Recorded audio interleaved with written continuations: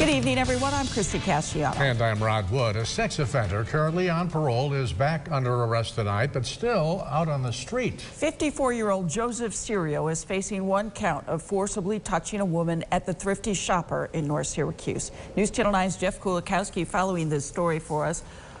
Jeff, this man has a very long rap sheet, a criminal history. Why isn't he in jail tonight? Christy and Brad, that is a question I think a lot of people are asking, certainly in the newsroom. Definitely tonight we have been. North Syracuse Police, they were the arresting agency on this one, so I asked them. They didn't want to get into his criminal past, so I asked state corrections about it, and they said this kind of arrest, a misdemeanor with an appearance ticket, doesn't automatically violate Serio's parole. He's currently on after serving 9 years in prison for an attack at St. Joseph's Hospital. Serio got out of prison in 2015 after nearly a decade behind bars for slipping into St. Joseph's Hospital one Saturday morning back in August 2005.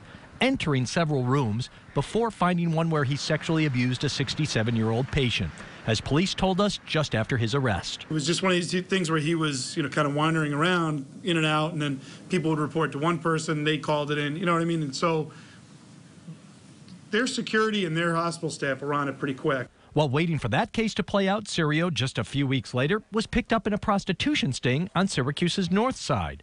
Months later, he was sentenced to 8 to 10 years in prison for that St. Joe's attack. But not his first stint behind bars. He also did a few years in state prison back in the late 80s, early 90s for another sex crime. Now, counting this current arrest, Serio is up to nearly 40, about 10 involving sexual abuse or public lewdness. North Syracuse police say a woman in her 70s reported being inappropriately touched on her butt while inside the Thrifty Shopper last Thursday afternoon in North Syracuse. When police got there, they found the man they believed responsible a short distance away. Turned out it was Joseph Serio, who they arrested and took into custody without incident.